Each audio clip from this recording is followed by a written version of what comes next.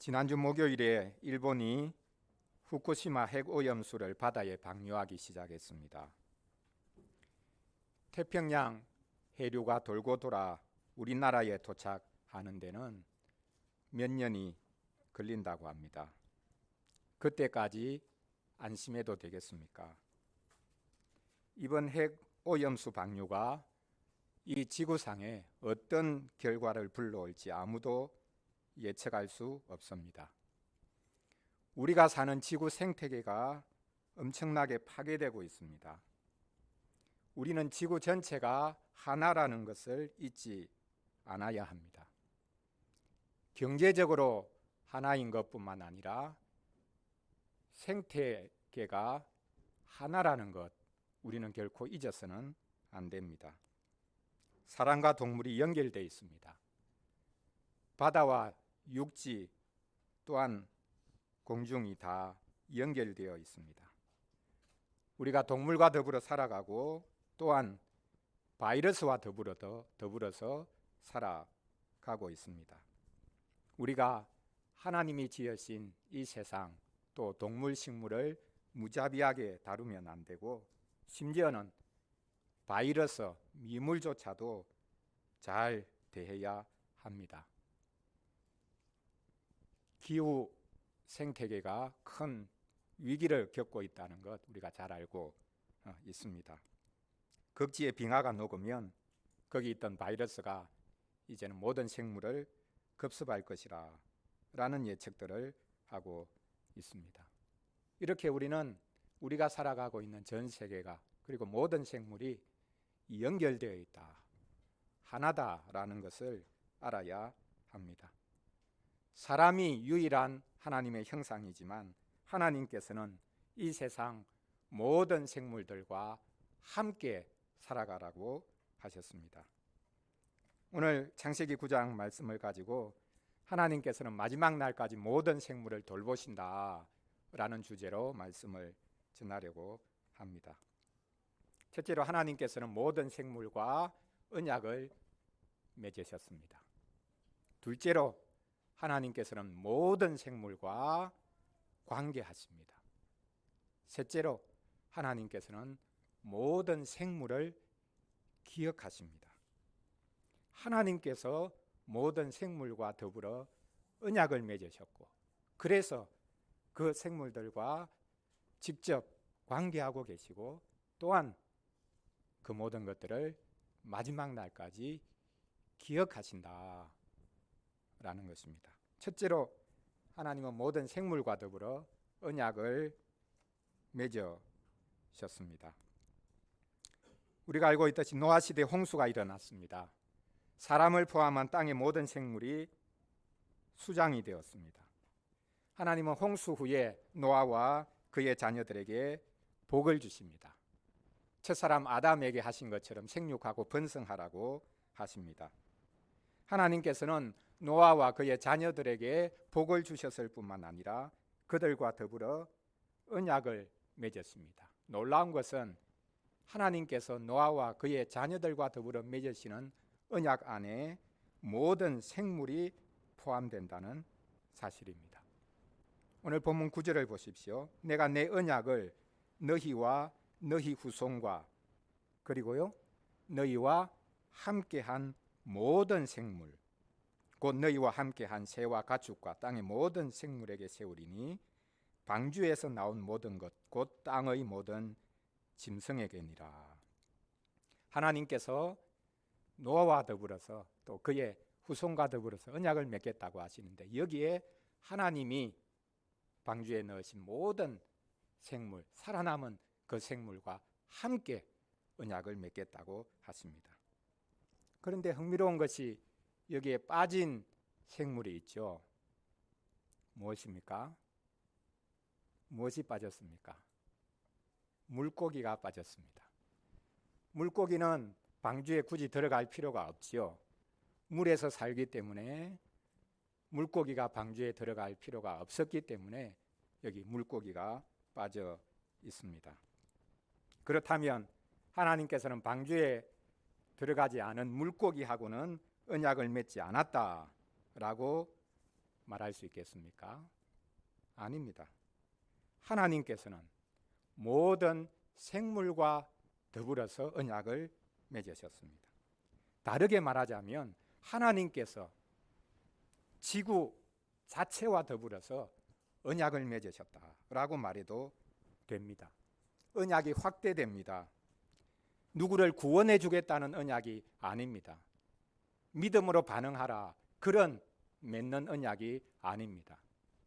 사랑과 더불어 하나님의 백성과 더불어 맺는 언약이 확대되어서 전 지구적인 언약을 하나님이 맺고 계십니다. 하나님께서 모든 생물을 보존해 주시겠다라는 언약을 세우십니다. 그러므로 하나님은 모든 생물의 하나님이십니다. 개도 하나님의 피조물이요, 하나님이 더불어 언약을 맺으신 존재라, 이렇게 말해도 됩니다. 요즘 개를 많이 키우죠. 반려견, 반려묘 많이 키웁니다. 저희 교단에 반려견, 반려묘 어떻게 그들을 키워야 되고 또 그들에게 어떻게 대해야 되는지 목회적으로 좀 접근해야 되지 않겠냐 했더니 그게 기각이 됐습니다. 아니, 개 키우고 뭐 고양이 키우고 하는 그런 것까지 우리가 논해야 되겠냐, 그게 무슨 기독교인들이 할 일이냐, 이런 생각을 했더랬습니다. 여러분, 개를 키우고 고양이를 키우는 것은 기독교인이 해서는 안 될 일입니까? 그것은 시간 낭비고 물질 낭비에 불과합니까? 사람에게 관심이 없기 때문에 개나 고양이를 키우는 것 아니냐라는 것은 지극한 오해입니다. 어느 것 하나에 정성을 기울이고 키워보는 사람이 다른 것에도 관심을 가지고 소통할 수 있는 사람이 되는 것이죠. 우리는 하나님께서 모든 생물과 더불어 언약을 맺으셨다. 사람만이 아니라 하나님께서는 지구에 살고 있는 모든 생물과 더불어 언약을 맺으시고 내가 보존하겠다, 친히 말씀하셨던 것을 우리가 기억해야 합니다. 오늘 본문에 보면 새도, 가축도, 모든 생물도 구체적으로 언급하고 있습니다. 사실 하나님께서 이 모든 것들을 만드셨습니다. 그런데 하나님께서는 이제 그것들과도 관계를 맺으시겠다고 지금 친히 언약을 맺으시는 것을 볼 수 있습니다. 여러분, 사람과 동물은 어떤 차이가 있습니까? 사람과 동물 사이는 얼마나 거리가 멉니까? 그렇게 멀지 않습니까? 가깝습니까? 사람처럼 도구를 활용하고 지능이 있는 그런 동물들이 있죠. 그렇게 멀지 않다라고 말을 하는 분들이 있습니다. 진화론에서 사람과 동물은 그렇게 멀지 않지요. 그러나 우리가 오해하지 말아야 되는 것이, 진화론에서는 원숭이가 사람이 됐다 그렇게 말하는 게 아닙니다. 원숭이가 사람이 됐다면 지금도 원숭이에서 사람이 되는 과정에 있는 그런 어떤 것이 있지 않겠냐, 그게 어디 있냐, 그렇게 우리가 묻는다면 그건 진화론이 말하는 것에 대해서 오해하는 것입니다. 그러나 분명히 진화론에 의하면 사람과 동물은 크게 다르지 않습니다. 성경은 무엇이라고 말씀합니까? 사람은 동물과 근본적으로 다르다고 말씀합니다. 우리 사람만이 하나님의 형상으로 지음을 받았기 때문입니다. 그럼에도 불구하고 하나님께서는 사람뿐만 아니라 모든 생물과 관계하신다라는 것을 오늘 하나님께서 힘주어 말씀하고 계십니다. 왜냐하면 그것들도 하나님의 피조물이기 때문입니다. 사람도 동물인 것이 아니라 동물도 하나님의 피조물이요, 하나님께서 그것들과도 언약을 맺었습니다. 노아 홍수 후에 하나님께서 이 세상을 이제는 보존해 주시겠다라고 말씀하시면서 거기에 노아와 그의 후손뿐만 아니라 모든 생물들도 포함시켜서 언약을 맺어주시는 것을 볼 수 있습니다. 동물이 구원받을 수 있다는 말이 아닙니다. 동물도 하나님께서 돌보시는 언약의 대상이라는 뜻입니다. 요즘 동물신학이라는 말이 유행하고 있습니다. 동물신학이 특별한 게 아닙니다. 동물도 하나님의 피조물이고, 그래서 하나님께서 동물들도 돌보신다. 그게 동물신학입니다. 뭐 신학만 붙이면 뭐 특별한 게 되는 것 같은데 그렇지 않습니다. 하나님은 사람을 가운데 끼워서 동물을 보실 수도 있죠. 그러나 이제 하나님께서는 동물들을 직접 대하신다. 그것들과 직접 관계하신다라는 것을 말씀하고 있습니다. 하나님께서는 당신이 창조하신 모든 것들과 더불어서 관계하십니다. 그 모든 것들을 지금도 여전히 다스리고 계십니다. 노아 홍수 후에 하나님께서 사람과 더불어 맺으신 이 특별한 언약에 동물들도 함께 포함된다는 것 우리가 기억해야 하겠습니다. 그러므로 하나님은 사람의 하나님, 나의 하나님만이 아니라 온 세상의 하나님이시라, 온 지구의 하나님이시라, 온 우주의 하나님이시라 라는 것을 우리가 알아야 합니다. 자, 하나님께서는 이 지구 전체와 더불어서 언약을 맺으셨다라는 것을 말씀합니다. 그렇기 때문에 하나님께서는 이제 이 지구에 있는 모든 생물들과 직접 관계하기 시작하십니다. 하나님께서는 다시는 사람뿐만 아니라 모든 생물들을 물로 멸하지 않겠다라고 친히 말씀하십니다. 11절을 보십시오. 내가 너희와 언약을 세우리니 다시는 모든 생물을 홍수로 멸하지 아니할 것이라. 땅을 멸할 홍수가 다시 있지 아니하리라.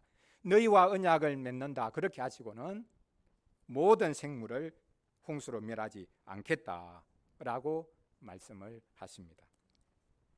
하나님께서는 이미 홍수로 온 세상을 멸하셨습니다. 사람뿐만 아니라 모든 생물을 멸하셨습니다. 방주 안에 들어간 생물들만 살아남았습니다. 물론 홍수 와중에 바다에는, 물속에서는 물고기가 유유히 놀고 있었을 것입니다. 홍수 후에 하나님께서 사람과 모든 생물을 향해서 말씀하십니다. 다시는 내가 물로 이 세상을 멸하지 않겠다라고 말씀하십니다. 사람을 향해서도 말씀하셨고 방주 안에 들어갔던 모든 동물들을 향해서도 말씀하셨습니다. 물론 그들이 들을 수 없죠. 그래서 하나님께서는 사람에게 말씀하시고 사람이 이 말씀을 듣고 순종하도록 요구하고 계시는 것을 볼 수 있습니다. 이제는 물로 땅을 심판하지 않겠다고 합니다. 여러분, 한번 이 세상이 물로 심판을 받았는데 그러면 이 세상은 다시금 사람이 완전히 새로워지지 않는 한 노아가 새로운 아담이라고 할 수 있겠지만 우리가 아는 것이 바로 다음 순간에 노아의 자녀들이 범죄하죠. 노아 자체도 온전하지 못했다는 것이 드러나죠. 그러면 하나님이 다시 이 세상을 심판하실 수밖에 없는데 물로 심판하지 않겠다고 하신다면 어떻게 심판하시겠다는 말이겠습니까? 물이 아니면 무엇이겠습니까? 이 세상은 무엇으로 심판받기 위해서 지금 예비되어 있다고 말할 수 있겠습니까? 불입니까? 베드로서 3장에 보면 물질이 뜨거운 불에 풀어지고 모든 물질이 뜨거운 불에 녹아 없어진다라고 말씀하고 있기 때문에 이 지구는 불로 멸망할 것이다.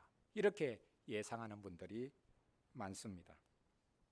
그러나 지금은 핵무기보다는 극지의 빙하가 녹아서 물난리를 걱정해야 할 판이 아닙니까? 저지대는 물로 다 덮이게 될 형편입니다. 그런데 하나님께서 분명하게 약속해 주셨습니다. 이제 다시는 이 세상을 내가 물로 심판하지 않겠다라고 말씀하십니다. 하나님께서는 이 세상을 마지막 날까지 친히 보존하겠다고, 그리고 그 보존에 이 땅에 있는 모든 생물들도 포함이 된다고 말씀하고 계십니다. 그렇습니다. 하나님께서는 이 세상에 있는 모든 것들을 보존하시고 이 세상에 있는 모든 것들과 친히 관계하십니다. 동식물이 다 포함이 됩니다. 그렇기 때문에 우리 친구들 가운데 동물학자도 나오고 식물학자도 나오면 좋겠습니다. 사람을 연구하는 사람이 필요하죠. 우리 사람이 어떤 존재인가? 사람들이 더불어 살아가기 위해서 필요한 게 뭔가? 그것을 연구하고 하는 소위 인문학자라고 할까요? 또 사람들에게 편리함을 주는 기술을 익히는 그런 과학자들도 나와야 되고, 그러나 동물과 식물을 연구하는 이런 사람들이 우리 자녀들 가운데 나오면 참 좋겠습니다. 왜냐하면 하나님께서 그 동물과 식물들도 직접 다스리시고 관계하시기 때문입니다. 우리는 사람 세상을 관찰해야 하지만 동식물의 세계도 잘 관찰해야 합니다. 어릴 때 저는 텔레비전에서 본 프로그램, 계속 이어진 프로그램이었기 때문에 끌리기도 했지만 동물의 왕국이라는 프로그램을 자주 보았습니다. 야, 동물의 세계가 참 신비하구나. 한편으로는 참 잔혹하구나. 이런 것도 많이 보았습니다.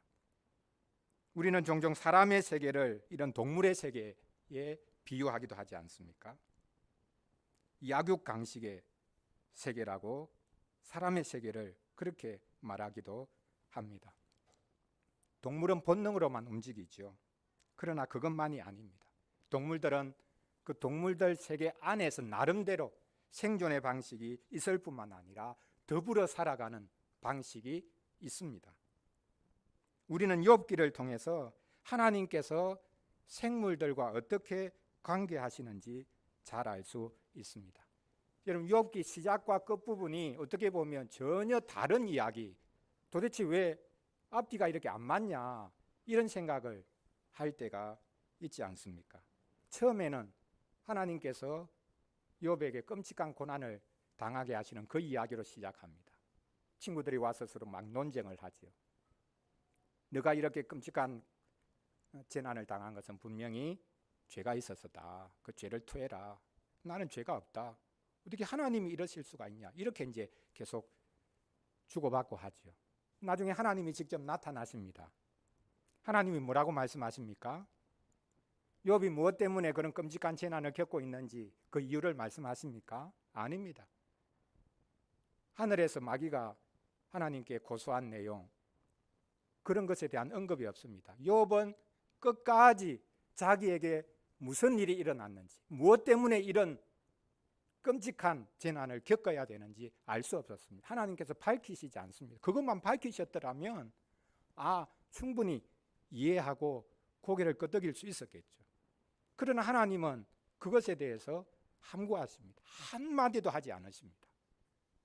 속된 말로 표현하면 미치고 환장할 노릇이었을 것입니다. 한 말씀만 하시면 되는데, 욥아, 너에게 일어난 일은 이런 일 때문이다.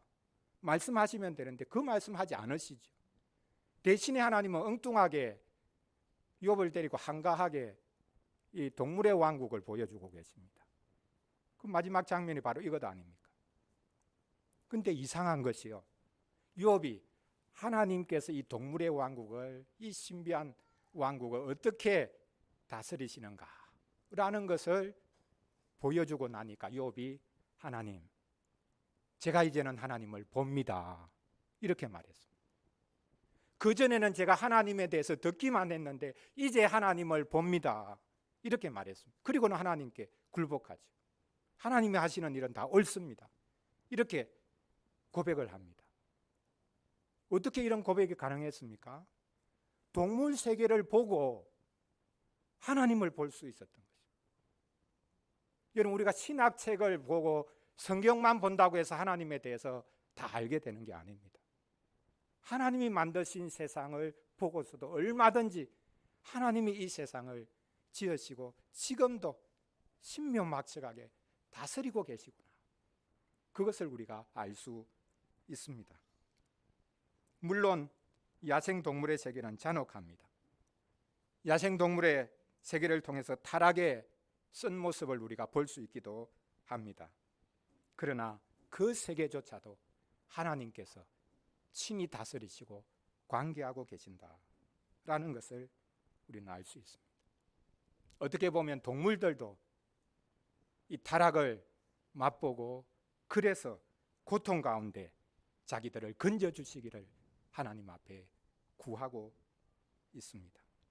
우리 사람처럼 죄로부터 우리를 건져주시는 그런 호소와는 다른 것이죠. 하나님께서는 이렇게 신음하고 있는 이 동물 세계조차도 돌보실 뿐만 아니라 관계하고 계신다라는 것을 우리가 알아야 하겠습니다. 마지막 세 번째는 하나님께서는 모든 생물을 기억하신다는 것입니다. 하나님께서는 모든 생물과 더불어 맺은 언약을 잊지 않겠다라고 말씀합니다. 15절 16절 보십시오. 하나님께서 직접 말씀하시죠. 나의 언약을 기억하겠다. 그리고 16절에서 뭐라고 말씀합니까? 영원한 언약을 기억하겠다라고 말씀합니다. 지금 하나님께서 노아와 더불어 그의 후손들과 더불어 심지어는 지구 전체와 더불어 맺으신 언약을 나의 언약이라고 말씀합니다. 그리고 이 언약은 아브라함에게 맺어주셨던 언약과 마찬가지로 영원한 언약이라고 하나님이 친히 말씀하고 계십니다. 하나님께서 다짐하시듯이 말씀하고 계시는 것입니다. 나는 내가 맺은 이 언약을, 이 영원한 언약을 내가 결코 잊지 않겠다. 하나님이 스스로에게 다짐하시듯이 말씀하고 계십니다. 하나님께서 친히 자신이 맺으시는 이 언약을 잊지 않겠다. 그것을 내가 내 눈으로 계속 확인해야 되겠다. 그렇게 하면서 하나님께서 만드신 것이 뭐라고 했습니까? 뭘 공중에 걸어두셨다고요?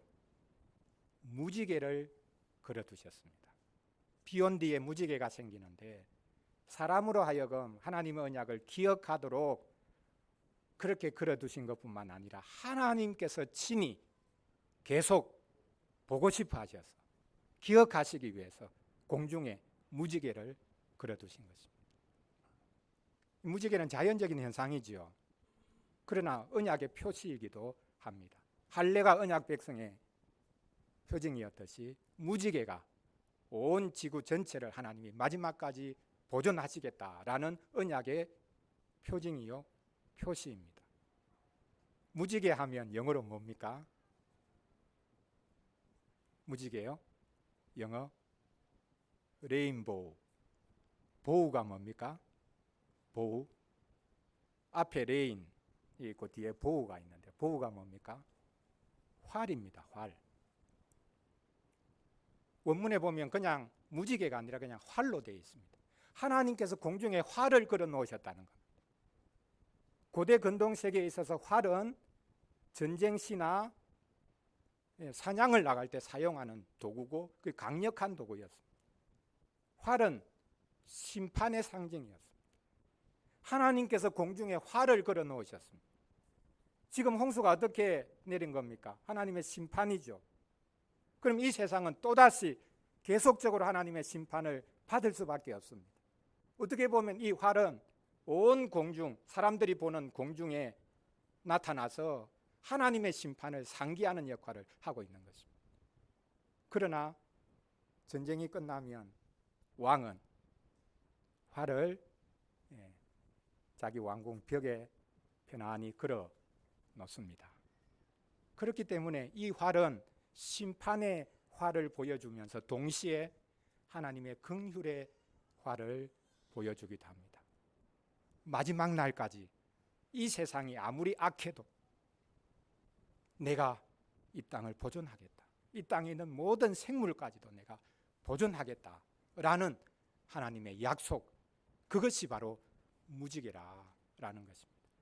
팽팽하게 당겨서 시위를 향해서 화살을 겨누고 있는 그런 활이 아니라 이제는 어떻게 보면 느슨해져서 벽에 걸려있는 그런 활, 하나님께서는 긍휼의 활을 공중에 걸어 놓으셨습니다. 하나님께서는 세상 마지막 심판의 날까지는 이 세상을 잘 보존하겠다고 스스로 다짐하고 계십니다. 이 세상에는 악이 계속되겠지만 하나님은 즉각적으로 심판하지 않으십니다. 그 이유는 하나님이 공의롭지 않은 분이기 때문이 아니라 그리스도로 인해 하나님께서는 끝까지 악한 이 세상 즉각적으로 심판하지 않으시고 보존하겠다고 말씀하고 계십니다. 이 언약을 하나님께서는 스스로 계속해서 상기하시고 또 스스로 보시기 위해서 공중에 활을, 무지개를 걸어 놓으신 것입니다. 우리는 하나님께서 이 세상의 악에도 불구하고 모든 생물을 보존하겠다고 약속하신 것, 이것을 우리가 기억하고 잊지 말아야 하겠습니다. 하나님께서는 지구와 더불어 언약을 맺으셨습니다. 이 지구를 세상 끝날까지 보존해 주겠다고 약속하셨습니다. 이 언약에는 하나님의 약속만 있습니다. 사람에게 믿음의 반응을 요구하는 게 하나도 없습니다. 하나님께서 자기 백성에게 찾아와 주셔서 언약을 맺는 것은 물론 무조건적인 것이죠. 그러나 거기에는 반드시 믿음의 반응이 요구가 됩니다. 그게 언약 파트너로서 존재하는 이유가 거기에 있는 것이죠. 그러나 이 언약을 보십시오. 여기에서는 하나님의 약속만이 있습니다. 우리에게 요구하는 것은 하나도 없습니다. 믿음에 대한 어떤 요구도 없습니다. 그렇다면 우리 인간에게는 책임이 없는 것입니까? 하나님께서 모든 생물과 더불어 언약을 맺으셨는데 내가 이 세상 끝날까지 이 지구에 있는 모든 건 내가 보존해 주겠다, 그렇게 약속하셨는데 그러면 우리에게는 어떤 책임도 없는 것입니까? 아닙니다. 우리에게 온 세상을 돌아볼 책임이 있습니다. 동식물도 잘 돌아보아야 하고 바다도 잘 돌아보아야 합니다. 그것이 바로 하나님께서 처음부터 사람에게 주신 사명이었습니다. 온 세상을 다스리라 라는 그 사명은 홍수 후에도 계속되는 것이죠. 애완동물을 키우는 것도 기독교인이 해서는 안 될 일이라 생각할 필요가 없습니다. 그 시간에 기도하고 전도하지, 그렇게 말하면 안 됩니다. 우리가 환경 보존을 위해 일하는 것이 복음과 아무런 상관이 없는 일이 아닙니다.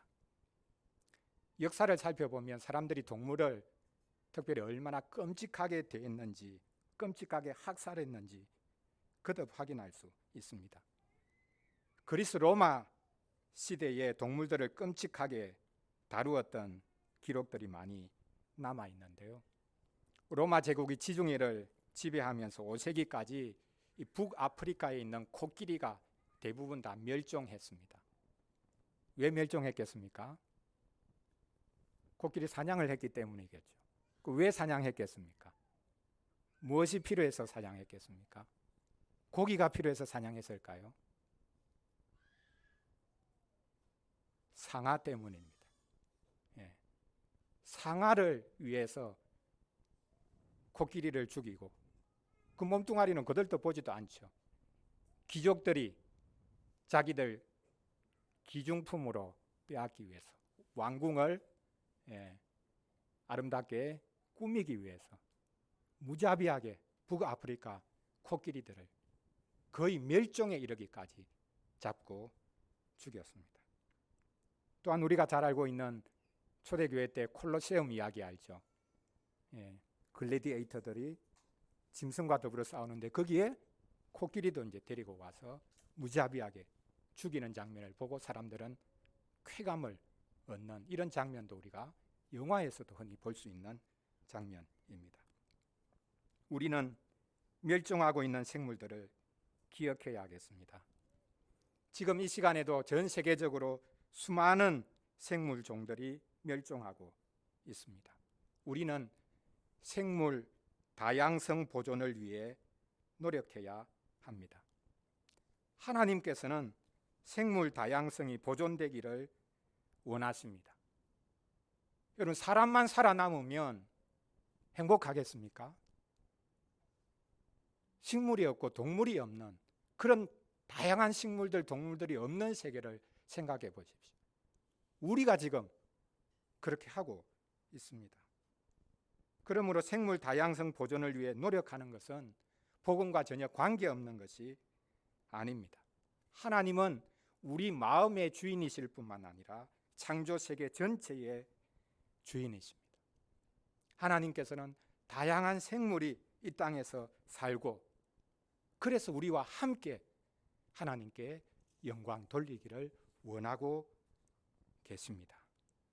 하나님의 주되심, 그것은 모든 생물을 통해서 나타나야 한다라는 것을 우리가 잊지 말아야 하겠습니다. 사랑하는 성도 여러분, 기독교인이 환경주의자가 될 수 있습니까? 될 수 있습니다. 환경주의라는 말이 환경을 절대시하는 것을 가리킨다면 문제가 있죠.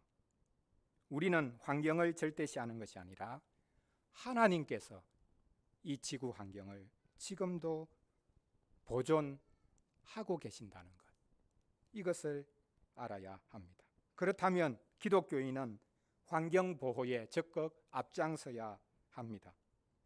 기독교인들이 동식물을 돌보고 가꾸는 일에 적극적으로 앞장서야 합니다. 반려견, 반려묘를 키울 수도 있습니다. 하나님께서는 이 세상을 아끼십니다. 사람만이 아니라 이 지구 환경 전체, 그 지구 안에 존재하고 있는 모든 생물을 아끼십니다.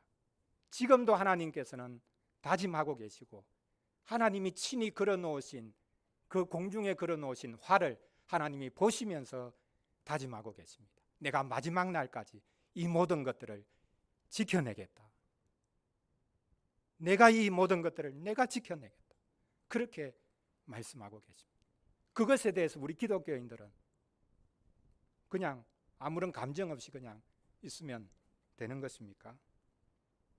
우리는 하나님께서 모든 생물들과도 언약을 맺으셨다는 것을 잊지 말아야 하겠습니다. 그래서 우리도 하나님께 구해야 하겠습니다.